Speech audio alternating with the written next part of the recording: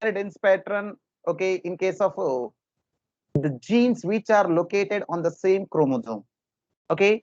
And the experimental proof for this chromosomal theory of inheritance was given by Thomas Hunt Morgan, and he conducted his hybridization experiments with, okay, by using Drosophila melanogaster, which is commonly called as a fruit fly. Okay, when you observe the fruit fly consists of 4 pairs of chromosomes. Out of that 4 pairs of chromosomes, 3 pairs autosomes and 1 pair is a allosome. Okay, and allosomes, that means the chromosomes which will determine the sex of the organism. Okay, and next when you observe here, the first pair are allosomes and the second, okay, the last 3 pairs are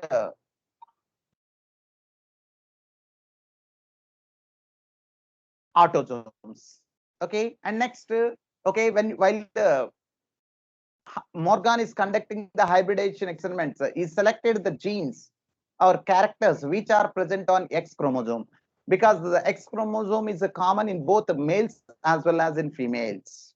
Okay, that is X-linked genes he has selected.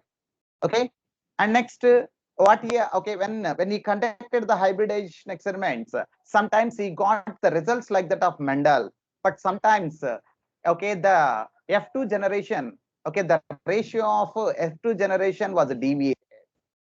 Okay, the phenotypic ratio of F2 generation was deviated. So that means sometimes he got more parental combinations and very less recombinants, 1.3% only recombinants. But sometimes he got more recombinants like 37.2%. Okay, 37.2% new combination. Okay, new combinants, recombinants has, or new combinations has come. So the reason, to explain this reason, okay, they introduced the term linkage and recombination. Linkage means it is nothing but the physical association between the genes that are present on one chromosome. So if the linkage is strong, we'll find more parental combinations and less recombinants. If the linkage is weak, okay, that means even if the genes are present on the same chromosome, if they are distantly placed, or if they are distantly located, then, okay, what happens? The linkage, in that case, we'll find less parental combinations and more recombinants when compared to strong linkage genes. Okay, that is that is what we have understood up to now. And for that, we have given an experimental evidence by taking cross A and cross B. Okay, that means by taking body color and eye color in cross A, and by taking body color and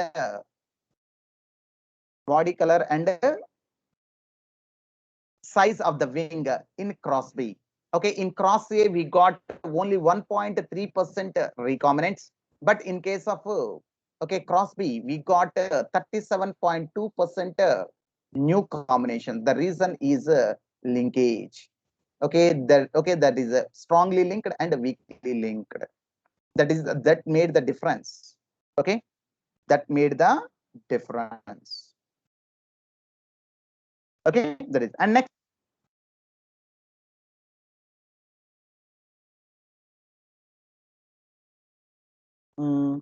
okay, and next coming to the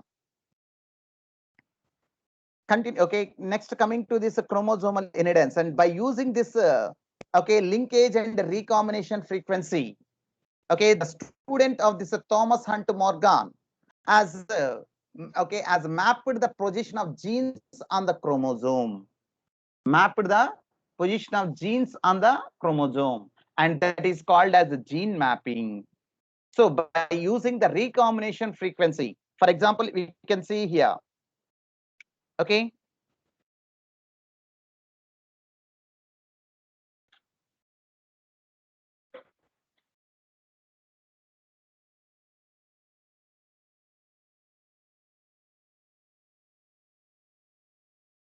okay, if you take the genes like this, C, D, E, F, like these genes are there. First, I have taken one gene, okay, for suppose there is a chromosome, okay, it is having 6 genes. We want to know the position of the genes that are present on one chromosome. Now what they have done, first they selected the first 2 genes, that is A gene and B gene, and they conducted the hybridization experiment. What okay, when they took okay, when they have taken into consideration the first 2 genes, what happened means the recombination frequency is per se about 1.2%. 1.2%, that is okay, that is the recombination frequency between A and B. Okay, when you have, okay, when they have selected A and,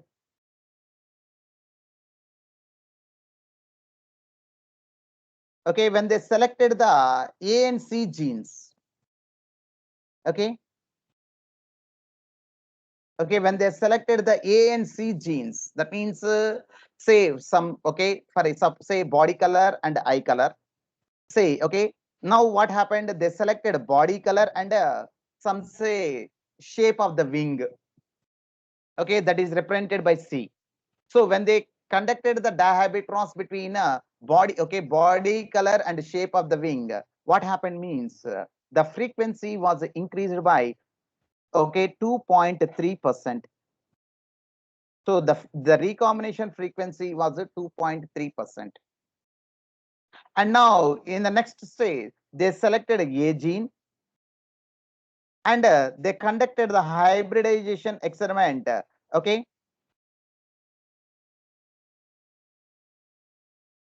between A and D. Now the recombination frequency was increased to 5.9.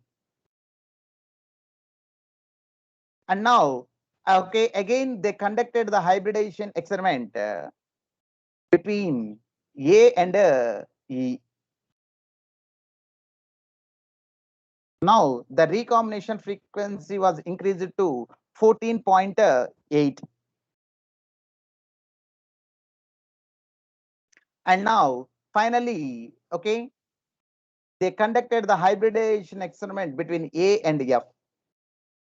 Now the recombination frequency was increased to 26.5.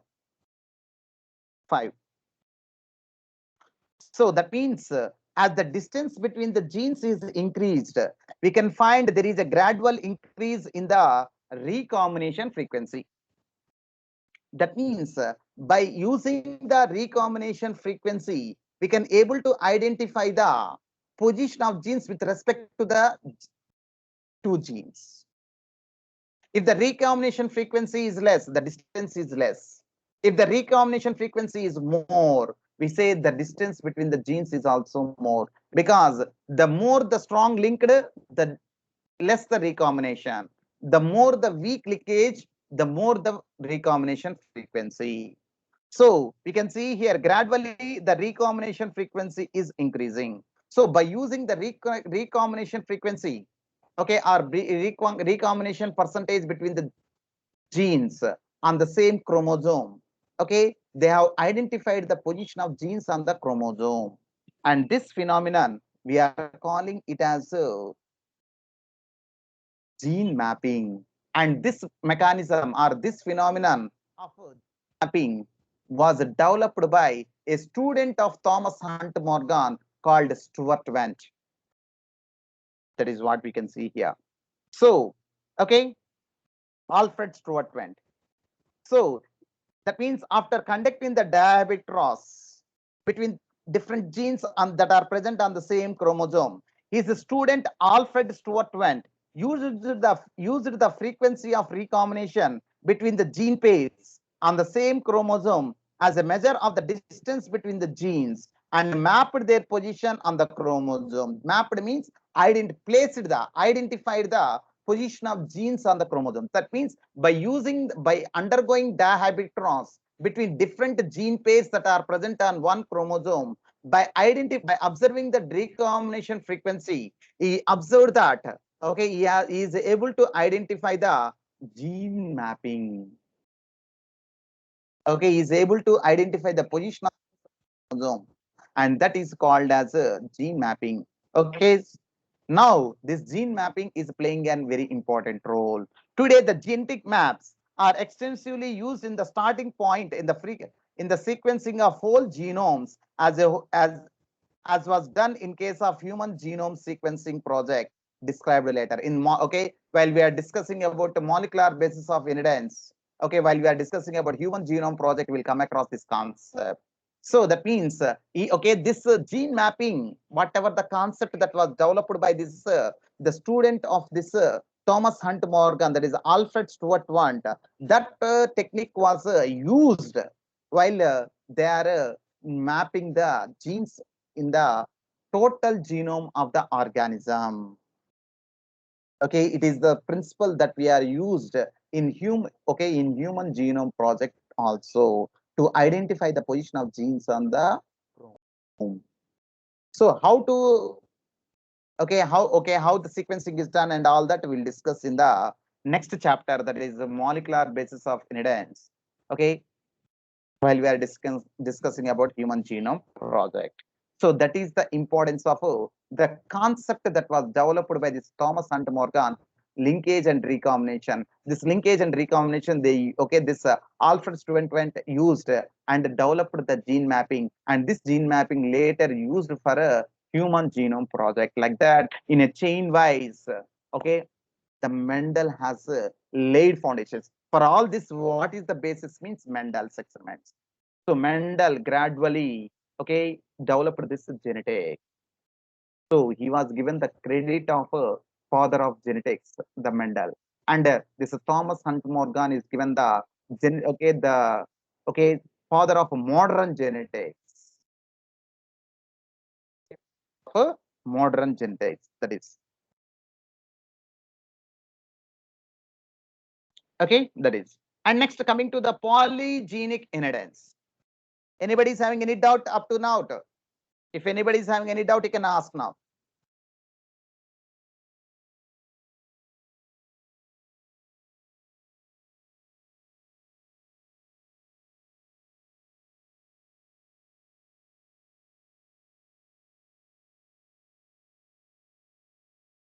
Okay, and the next one, that is a polygenic inheritance. Okay, polygenic inheritance. Polygenic. Okay, till now we have discussed that one gene controlling one character. One gene controlling one character. Okay, for example, if you take a tall, okay, capital T gene will control tallness. Small t gene controls okay, thickness. So one gene controlling one character. But there are some characters, but there are some characters which are controlled by more than one pair of genes. That means two pairs of genes, three pairs of genes, which are present at a different locus. Okay, different genes which are present at a different locus or different chromosome will control only one character. Okay, such a phenomenon we are calling it as a polygenic inheritance. So that's what we can see here. Mendel studies mainly described those traits that have distinct alternative forms, such as flower color, which were either purple or violet. Okay, purple or white. So Mendel, okay, that means Mendel, okay, whatever, even the Mendel or Thomas Hunt Morgan or some other scientist, okay, who has continued with Mendel. Okay, most of them, what they have said, that means for every character there are two alternative forms, which are governed by two alleles. Which are governed by two alleles. That's what we can see here. So if you look around, you'll find that there are many traits which are not so distinct in their occurrence and are spread across a gradient. Okay, that means when you observe some of the characters, okay, we are finding only two alternative forms, either in F1, okay, either in parents or in F1 generation or F2 generation. We are observing either one or two characters, that is a dominant character, recessive character, tall, dwarf, violet, white, okay, axial, terminal. inflated, constricted. Like this, we observe only two alternative forms. But when you look around, we'll find a lot of traits or characters which are showing different range of traits, different range of traits. Okay, the best example is skin color in human.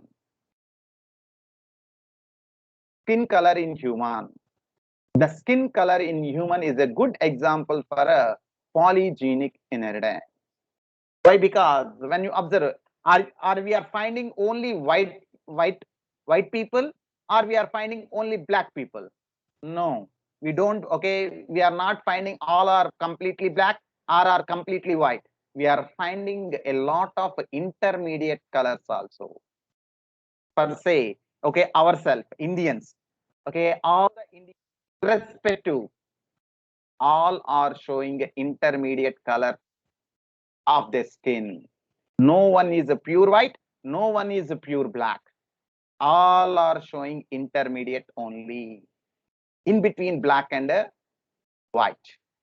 Okay, the Europeans are considered as a complete white, mulattoes. Sorry, complete white, albinos, we say. Complete white means albinos. Complete black or Africans. These are only pure black, pure homozygous dominant, pure homozygous dominant are black, pure homozygous recessive are white, albino. Okay, and whoever they are present in between.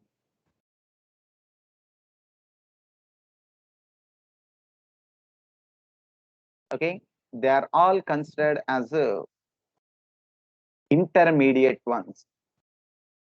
Okay, such phenomena we can observe here. So that is so. But if you look around, you'll find that there are many traits which are not so distinct. That means they are not completely distinct. That is tall dwarf. Okay, violet white. Okay, so we are finding some intermediate ones also. So distinct in their appearance and spread across a gradient from higher to middle and middle to lower. So that means gradually, for example, if you take a black, gradually the black will decrease and comes to intermediate.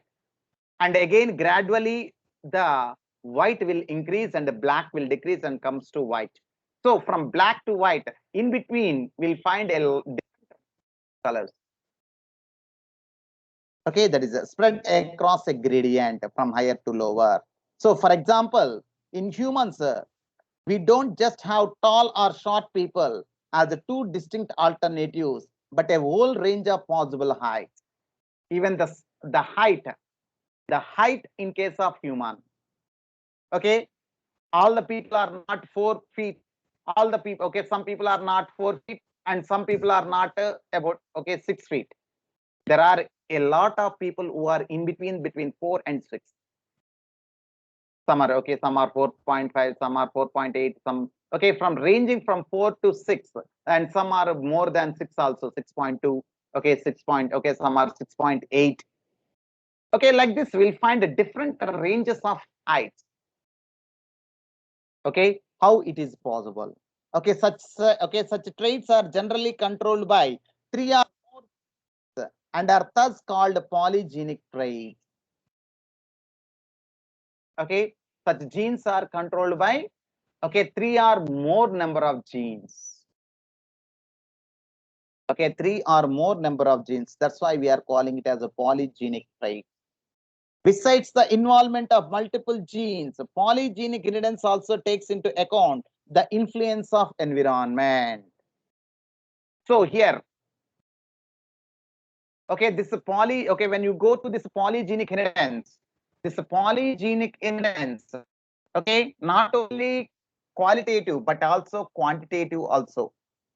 That means it is also influenced by the environment also. For example, the people who are living in southern part of India, okay, like Andhra Pradesh, Tamil Nadu, Kerala, okay, we'll find, okay, these condition, okay, in this, it is a subtropical region, somewhat hot environmental conditions. So, okay, our people are a little bit dark. Okay, these people are, okay, a little bit dark. Okay, these people, okay, we are a little bit dark in nature. So these people who are living in this area, when they move to hill stations or northern part of India, where we'll find little bit of cool environment, where light intensity is less. Okay, when they move and they stay for a longer period of time, we can find there is a decrease in the color.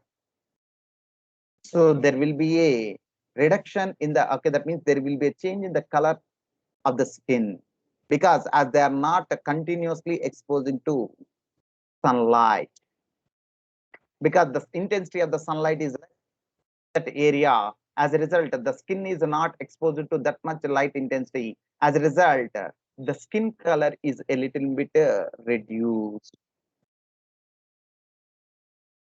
Again, when those people, again, they will move back to their own original place. And when they are continuously exposing to this hot sun, again, the skin color will be improved.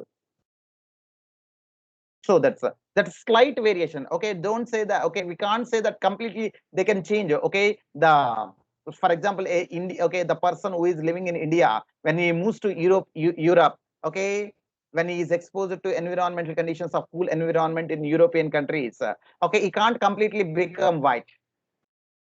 He can't completely become white, but there will be a decrease in the skin color. That means the darkness will be reduced in their skin.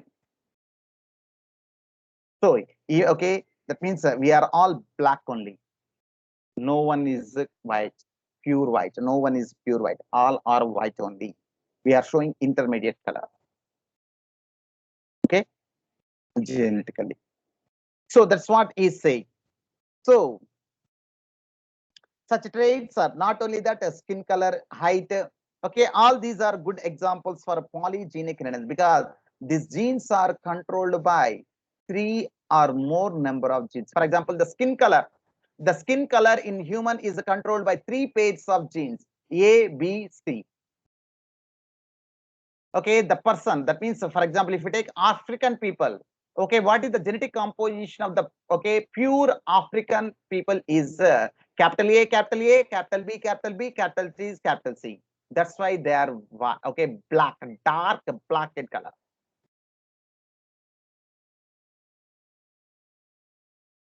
Whereas when you observe the Europeans, okay, the genetic composition of Europeans is small a, small a, small b, small b, small c, small c. That's why they are pure white.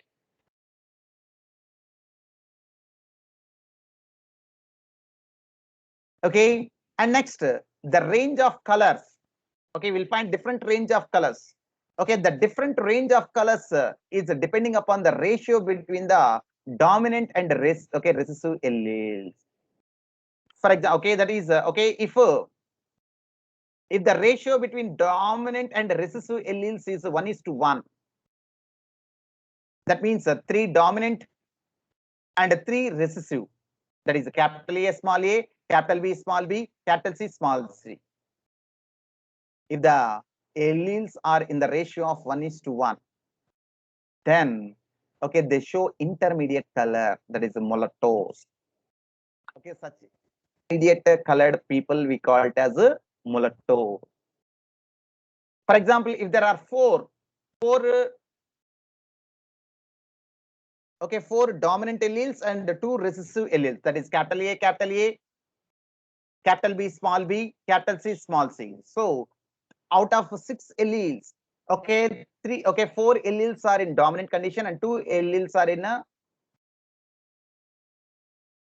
recessive condition. In that case, okay, in that case we find, okay, more darkness and less light. Intermediate, okay, that means in between only, but more dark, less white. If two dominant alleles are there, four recessive alleles are there. Whatever it is, okay, here no restriction. It might be capital A, small b, small c, small c. Because the qualitative and quantitatively it is done. So the combination of all the alleles together will give the color. So even if it is a capital A, small b, small c, small c. That means two dominant alleles are there and four recessive alleles are there. It results in a little bit more white in color. In the same manner, 1:5, 2:4, okay, 3:3. Okay, in the same manner, the recessive ones. So if more dominant alleles are there, more dark. Okay, and if they are present in a equal proportion, intermediate, that is mulattoes. If the recessive alleles are more and the dominant alleles are less, okay, the color will be gradually increasing. So, okay, so the color will be white. Gradually, the whiteness will be increased. And if all the six are in recessive, they will be completely white. So, such a common, okay, such a phenomenon we observe in case of this polygenic inheritance. Okay, we can see here. Okay, such traits are generally controlled by three or more genes and are thus called as polygenic traits. Besides the involvement of multiple genes, polygenic inheritance also takes into account the influence of environment. So here, the skin color or the polygenic inheritance is also influenced by the environment. Is also influenced by the environment. For example, human skin color is another classic example of example for this. That means the skin color in human is also a good example of polygenic inheritance. And in a polygenic trait, the type reflects the contribution of each allele. That means every allele, okay, every allele has its own importance in determining the color of that person or height of that person. Okay, if we take a polygenic inheritance. So if it is a polygenic, every allele has importance based on the composition of a genetic or genetic constitution of that organism. Okay, ratio between the dominant and recessive alleles. The phenotype is shown. Okay, human skin color is another classic example for this. In a polygenic trait, the phenotype reflects the contribution of each allele. That is, the effect of each allele is additive. So that means addition of the each alleles, each type of allele, that is dominant allele or recessive allele. Based upon that, the character or the trait is expressed. To understand this better, let us assume that three genes A, B, C control skin color in human with the dominant forms A, B, and C responsible for dark skin color and the recessive forms small a, small b, and capital C for a light skin color. The genotype with all the dominant alleles will have the darkest skin color, and that with all the recessive alleles will have the lightest skin color. So if all the alleles are in dominant condition, that person will have the darkest skin color. Okay, generally the Africans were considered the darkest. Okay, they are completely dominant. They have all the dominant genes. Whereas the Europeans were considered as the as are having the all the recessive alleles, all the alleles for skin color are in recessive condition. That's why they are white or lightest skin color. As expected, the genotype with the three dominant alleles and three recessive alleles will have the intermediate skin color. So if the ratio between dominant and recessive alleles is 1:1, that means in the same, that is a 3 and 3 dominant and 3 recessive, then the skin color will be intermediate. And in this manner, the number of each type of alleles in the genotype would determine the darkness or lightness of the skin in an individual. So, okay, I will show you the, okay, one checkerboard related to this one. Okay, just 1 minute.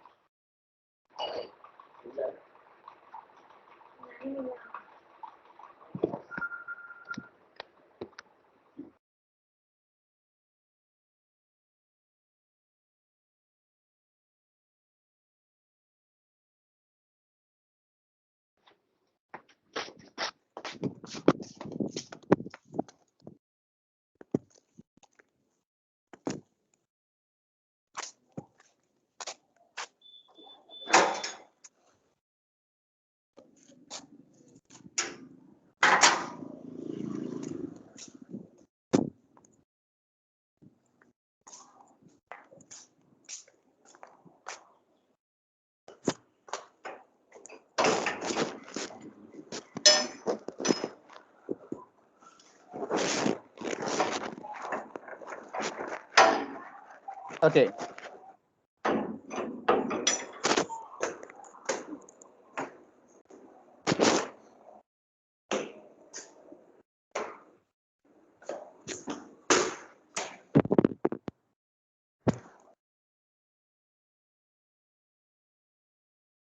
Okay, you can see here. Okay, are you able to see the screen, ma? Yes, sir. Okay. Okay, you can see here very light. Okay, very light. Okay, small. Okay, because all the alleles are in recessive condition, that's why the person will show very light skin color. So that's why it is represented like this. Okay, all empty dots. And here we can see very dark. Okay, all the alleles are in dominant condition. Capital A, capital A, capital B, capital B, capital C, capital C. So the person will be very dark.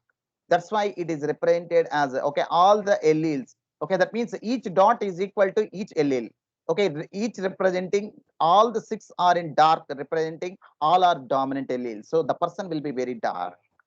So what happens when a, so here the ratio, okay, here the cross is same. Okay, he has selected a homozygous dominant individual is a cross with a homozygous recessive individual. Means one male and one female is selected.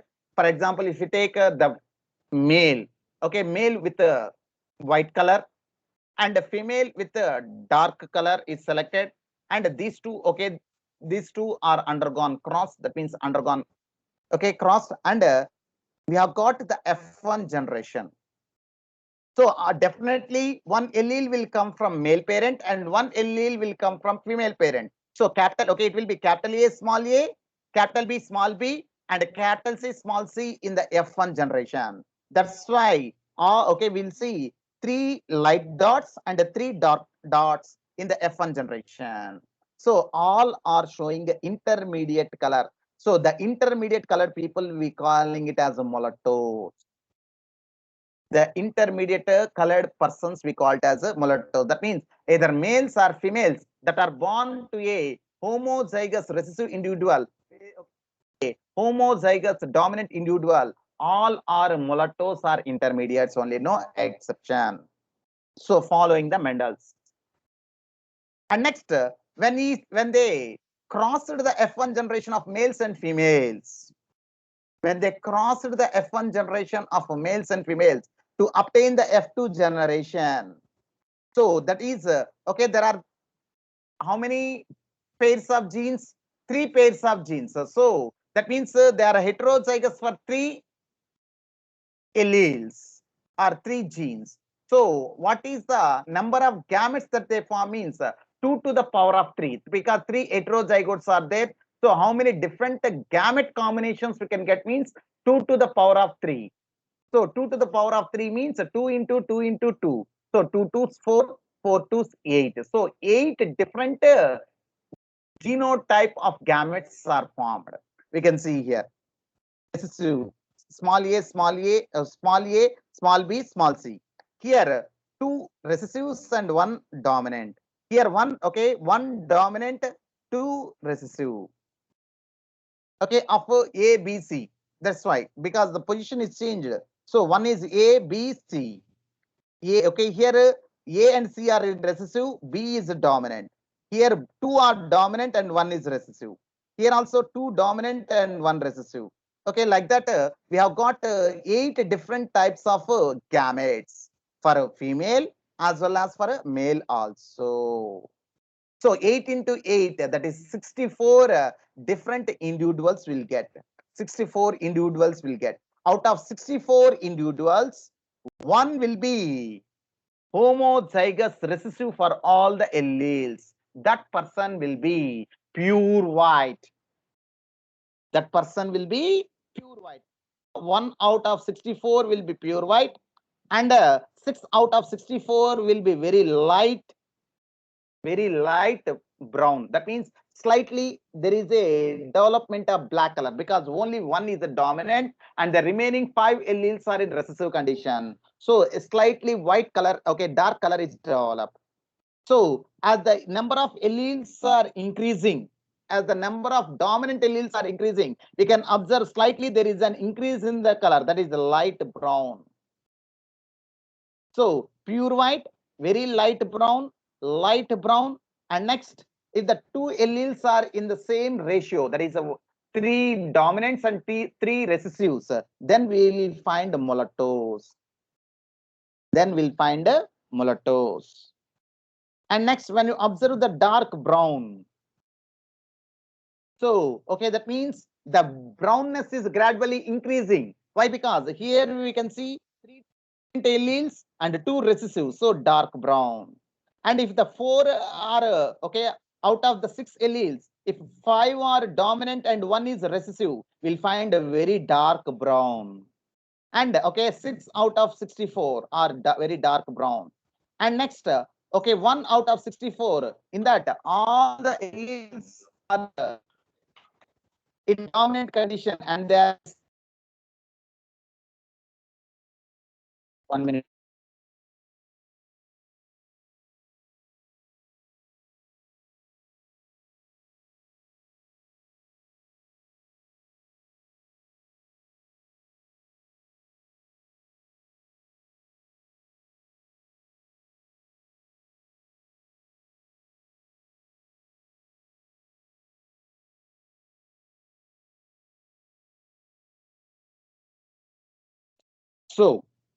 So 1 out of 4 are pure white, 6 out of 64 are very light brown, 15 out of 64 are light brown, 20 out of 64 are mulattoes, 15 out of 64 are dark brown, and 6 out of 64 are very dark brown, and 1 out of 64 are pure black.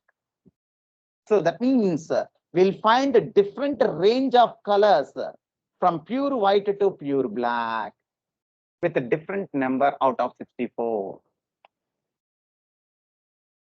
Okay, this is all because of the the ratio between the that means the number of the ratio between the dominant and the recessive alleles. That one will give the difference, major difference between normal alleles and polygenic alleles. So a graph, it will give a bell-shaped curve. Okay, 1, 6, 15, 20, again 15, 6, 1. So it will give a bell-shaped curve when you plot a graph of a polygenic credence. If whatever the whatever the characters you take, the polygenic inheritance. Okay, they will give the bell. Okay, they give the bell-shaped curve. Okay, because they are showing a different range of colors of the skin or height. Okay, when for example, if we take the polygenic. Okay, anybody is having any doubt regarding the polygenic inheritance?